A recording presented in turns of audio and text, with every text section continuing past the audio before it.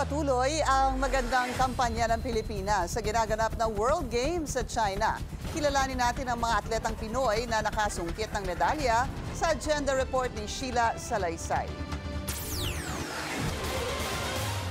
Tunay ang kasaysayan ang nililikha ng Team Philippines sa 2025 World Games na ginaganap sa Chengdu, China.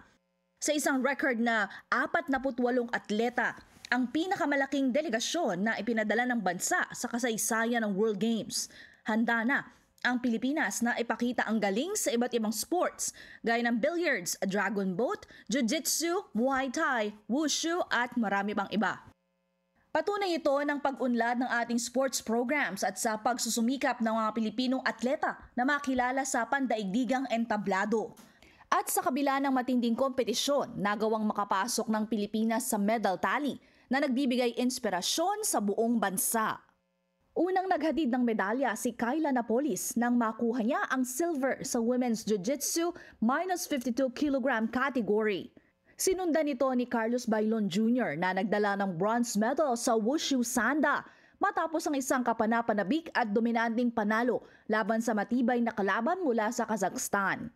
Pinakita naman ni Rudsma Abubakar ang kanyang di matawarang tapang sa kanyang World Games debut sa Muay Thai.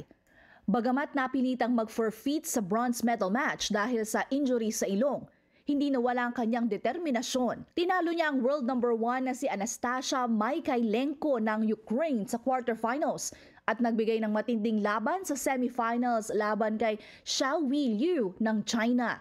Tinapos naman ng Filipina billiard player na si Cheska Centeno ang kanyang laban na may silver medal sa women's 10 ball. Buong puso siyang lumaban sa finals kontra Han Yu ng China, pero nabigo sa isang kapanapanabik na laban na nagtapos sa score na 6-7. Sa kasalukuyang medal standings, nangunguna ang China na may 21 gold, 6 silver at 4 bronze medals. Sumunod ang Germany, Ukraine, Italy at France.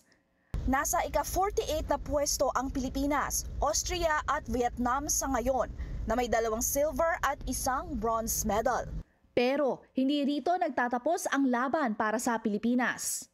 Sisipa si Hergy Bacyadan para sa bronze medal match matapos matalo sa dikit na semifinal laban kay Catarina Diaz ng Portugal sa women's K1 -70 kg category. Nanguna siya sa unang round pero bumawi si Diaz at tinanghal na panalo. Sina Reggie Ramirez at Joyce Cale Reboto naman ang pag-asa ng Pilipinas sa powerlifting. Mga atleta na magbibigay dagdag ng pagkakataon para mapalakas ang medal tally ng Team Pilipinas. Para sa agenda, Sheila Salaysay, Billionaire News Channel.